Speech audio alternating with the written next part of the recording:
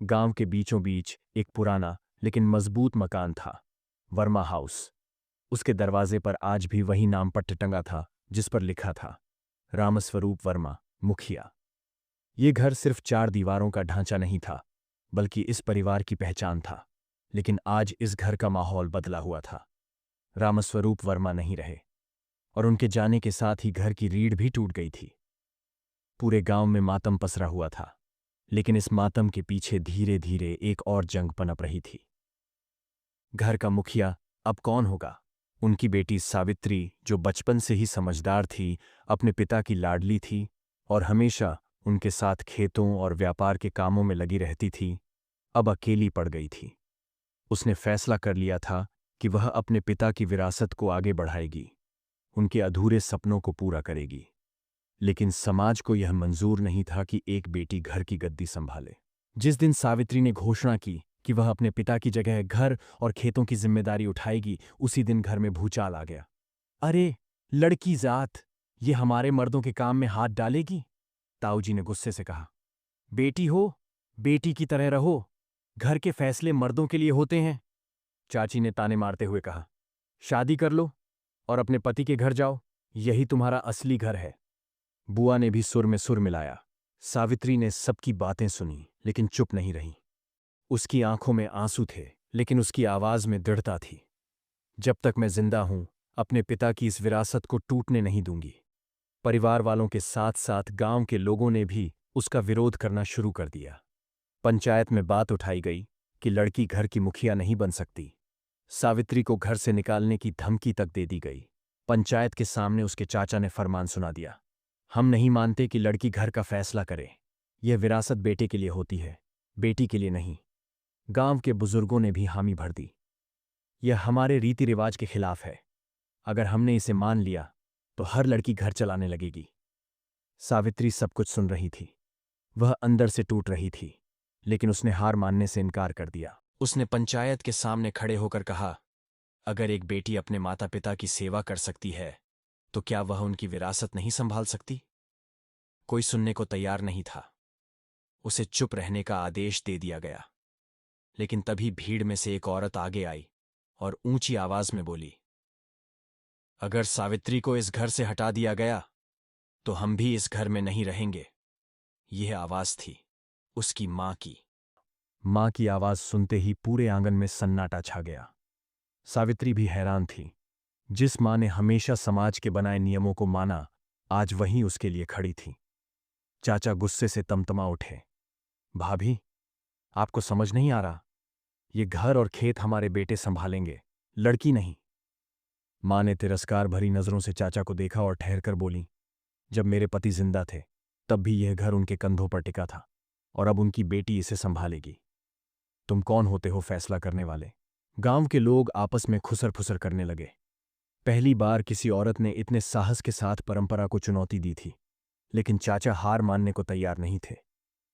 अगर सावित्री को घर की जिम्मेदारी दे दी गई तो हम इस घर से अपना हिस्सा लेकर चले जाएंगे, ताऊजी ने धमकी दी।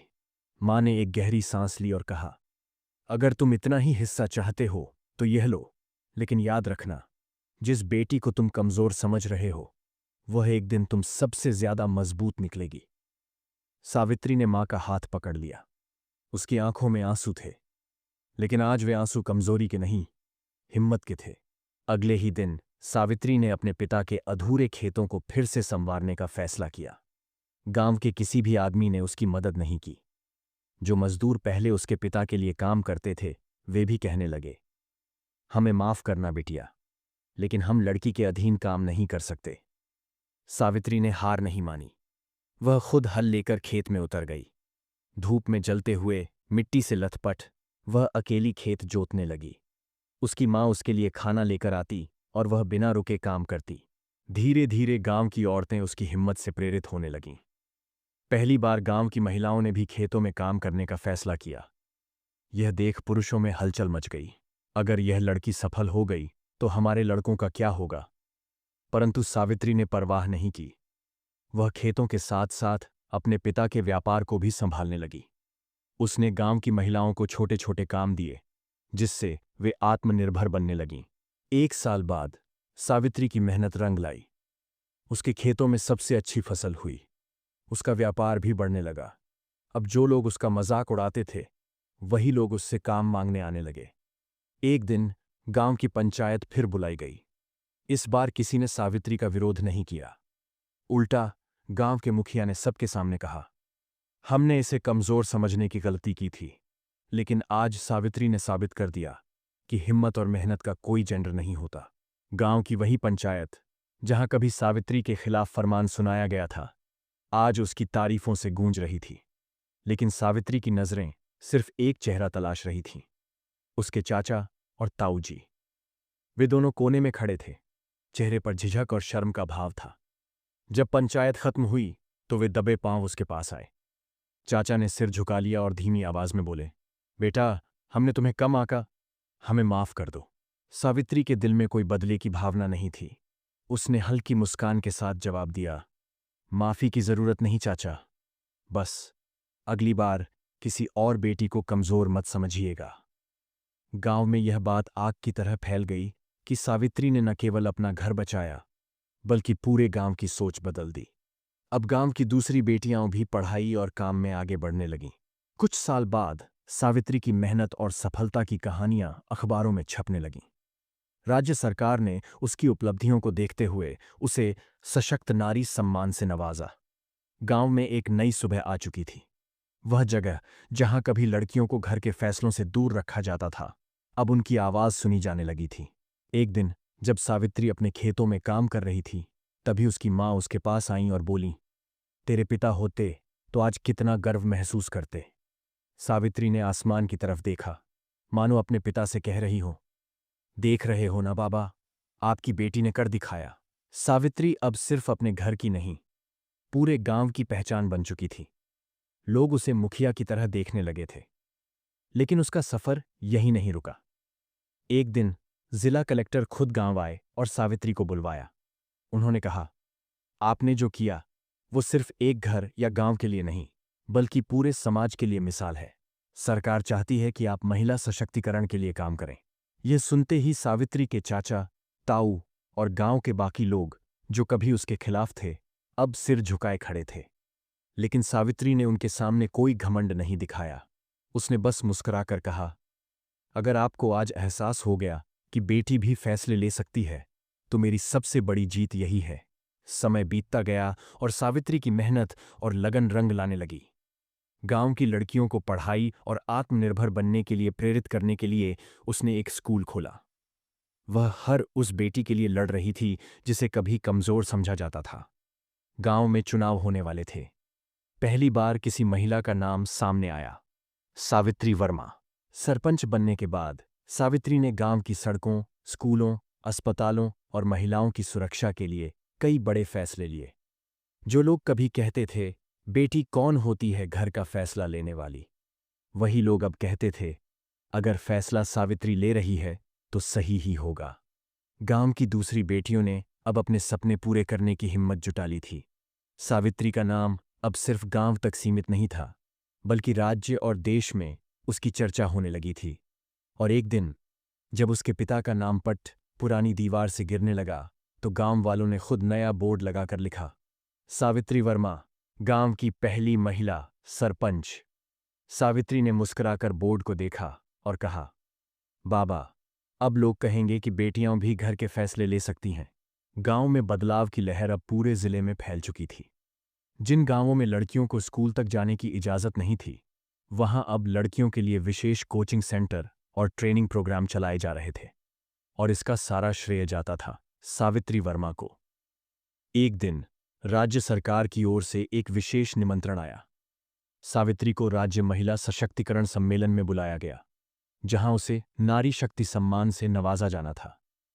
यह कोई मामूली पुरस्कार नहीं था, बल्कि उसके संघर्ष और साहस का प्रमाण था। जब वह मंच पर पहुंची तो हजारों लड़कियों ने तालियां बजाकर उसका स्वागत किया। मंच से उसने सिर्फ एक बात कही, अगर कोई कहे कि बेटियां घर के फैसले नहीं ले सकतीं, तो उनसे पूछना कि क्या घर सिर्फ बेटों से चलता है। सम्मान समारोह से लौटने के बाद सावित्री अपनी मां के पास आई। मां उसे देखकर बस चुपचाप रोने लगी। बिटिया, तेरे बाबा अगर जिंदा होते तो आज सबसे ज्यादा खुश वही होते। मां ने सावित्री को गले लगाते हुए कहा। सावित्री ने मां के आंसू पोंछे और मुस्कुराकर कहा, बाबा नहीं है, लेकिन मैंने उनका सपना पूरा कर दिया। मां, अब वह बेटी जिसे कभी अपने ही घर से निकालने की धमकी दी गई थी, पूरे गांव, जिले और अब देश भर की लड़कियों के लिए मिसाल बन चुकी थी। समय बीतता गया और सावित्री की कहानी किताबों में छपने लगी। बड़े बड़े पत्रकार, टीवी चैनल और न्यूज़पेपर उसकी उपलब्धियों की कहानियां छापने लगे। एक दिन उसे दिल्ली बुलाया गया, इस बार देश के प्रधानमंत्री से मिलने के लिए। प्रधानमंत्री ने जब उससे हाथ मिलाया तो बोले, आप जैसी बेटियां ही असली भारत बना रही हैं। पूरा हॉल तालियों से गूंज उठा। सावित्री की आंखों में हल्की चमक आई, लेकिन उसकी सोच अब भी वही थी। अभी बहुत कुछ करना बाकी है। दिल्ली से लौटने के बाद सावित्री ने एक और बड़ा फैसला लिया। अब हर बेटी को शिक्षा और अधिकार दिलाना है। उसने गांव में एक बेटी शक्ति केंद्र खोला, जहां लड़कियों को पढ़ाई, स्वरोजगार और आत्मरक्षा की ट्रेनिंग दी जाने लगी। धीरे धीरे यह केंद्र आसपास के गांवों तक भी फैल गया। और फिर एक दिन जब सावित्री अपने खेतों में थी, एक छोटी बच्ची दौड़ती हुई आई और बोली, दीदी, मैं भी आपकी तरह सरपंच बनना चाहती हूं। सावित्री ने मुस्कुराकर उसका माथा चूमा और कहा, तू सिर्फ सरपंच ही नहीं, जो चाहे वो बन सकती है, बस हिम्मत मत हारना। सावित्री अब पूरे जिले में जानी जाने लगी थी। लेकिन जब इंसान ऊंचाई पर पहुंचता है तो चुनौतियां भी बढ़ जाती हैं। गांव के कुछ पुराने विरोधी, जो कभी उसके परिवार के खेतों और जमीन पर कब्जा करना चाहते थे, अब उसकी बढ़ती शक्ति से डरने लगे थे। उन्होंने अफवाहें फैलानी शुरू कर दीं। औरतों को ज्यादा अधिकार देने से परिवार टूटने लगेंगे। कुछ लोग पंचायत में आकर कहने लगे, बेटियों को पढ़ाना ठीक है, लेकिन उन्हें ज्यादा आजादी देना सही नहीं। सावित्री ने गांव के बीच खड़े होकर जवाब दिया, बेटियों को आजादी नहीं दी जाती, बेटियां अपनी आजादी खुद लेती हैं। लेकिन मामला यहीं खत्म नहीं हुआ। गांव के कुछ बाहरी लोग सावित्री के प्रयासों को रोकने की कोशिश करने लगे। उसे धमकियां भी मिलने लगीं। मां ने चिंतित होकर कहा, बेटा, कहीं तुझे कोई नुकसान न पहुंचा दे। सावित्री मुस्कुराई और बोली, मां, जब मैं पहली बार हल लेकर खेत में उतरी थी, तब भी लोगों ने यही कहा था, लेकिन अगर मैं डर जाती तो आज यहां नहीं होती। सावित्री के खिलाफ षड्यंत्र रचने वाले नहीं जानते थे कि अब वह अकेली नहीं थी। गांव की हर महिला उसके साथ थी। एक दिन जब कुछ बाहरी लोग गांव में आकर सावित्री को डराने की कोशिश कर रहे थे, तभी गांव की सैकड़ों महिलाएं लाठियां और मशालें लेकर खेतों से निकल पड़ीं। अगर हमारी बेटी को हाथ भी लगाया तो पूरा गांव खड़ा हो जाएगा। वह नजारा देखने लायक था। जहां कभी महिलाएं घरों में बंद रहती थीं, वही आज एक बेटी के लिए ढाल बनकर खड़ी थीं। विरोधियों को भागना पड़ा। सावित्री ने देखा, अब वह अकेली नहीं थी। उसकी हर बहन अब हिम्मत के साथ खड़ी थी। गांव की इस क्रांति की खबर पूरे राज्य में फैल गई। सरकारी अफसरों ने इसे बेटी आंदोलन का नाम दिया और सावित्री को राज्य का सबसे प्रतिष्ठित महिला शक्ति पुरस्कार दिया गया। लेकिन सबसे बड़ा सम्मान तब मिला जब सावित्री को संविधान दिवस पर संसद भवन में भाषण देने के लिए बुलाया गया। हजारों लोग बैठे थे और सावित्री मंच पर खड़ी थी। उसने सिर्फ एक बात कही, अगर बेटियों को उनका हक मिल जाए तो देश खुद आगे बढ़ जाएगा। उस दिन पूरा देश उसकी बात सुन रहा था। सम्मान समारोह के बाद जब सावित्री अपने गांव लौटी तो उसके घर पर एक लड़की आई। उसकी आंखों में आत्मविश्वास था। दीदी, मैं भी चुनाव लड़ना चाहती हूं, लड़की ने कहा। सावित्री ने उसकी आंखों में देखा और मुस्कुराकर बोली, तुझे किसी की इजाजत की जरूरत नहीं, जा अपनी जीत की तैयारी कर। यह सिर्फ एक बेटी की कहानी नहीं थी, ये उन लाखों बेटियों की कहानी थी जो अब अपने फैसले खुद लेना सीख चुकी थीं। सालों बीत गए। सावित्री ने गांव को सिर्फ बदलते हुए नहीं देखा, बल्कि उसे खुद अपने हाथों से संवारा। अब उसके गांव की बेटियां खुद अपने फैसले लेती थीं। किसी को आगे बढ़ने के लिए समाज से लड़ने की जरूरत नहीं थी, क्योंकि समाज अब उन्हें अपनाने के लिए तैयार था। एक दिन जब सावित्री अपनी मां के साथ खेतों में टहल रही थी, तभी गांव की एक बुजुर्ग महिला ने आकर कहा, बिटिया, तूने जो किया वो इतिहास में लिखा जाएगा। सावित्री मुस्कुराई और बोली, इतिहास में नाम लिखवाने के लिए नहीं लड़ी थी अम्मा, बस ये साबित करना था कि बेटियां भी घर चला सकती हैं। ला उस दिन पूरा गांव उसके सम्मान में इकट्ठा हुआ। हर किसी की जुबान पर बस एक ही नाम था, सावित्री वर्मा। लोगों ने मिलकर गांव की सबसे ऊंची जगह पर एक शिलापट्ट लगाया, जिस पर लिखा था, यह गांव उस बेटी का है जिसने हमें सिखाया कि फैसले लेने का हक हर किसी का होता है। और उस दिन सावित्री ने महसूस किया कि उसकी लड़ाई सिर्फ उसके लिए नहीं थी, यह हर बेटी के लिए थी जो कभी खुद को कमजोर समझती थी।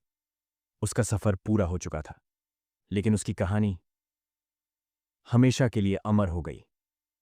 दोस्तों, आज की कहानी यही समाप्त होती है। इस तरह के प्रेरणादायक और शिक्षाप्रद कहानी सुनने के लिए चैनल को सब्सक्राइब करें। फिर मिलेंगे अगले कहानी में। तब तक के लिए धन्यवाद।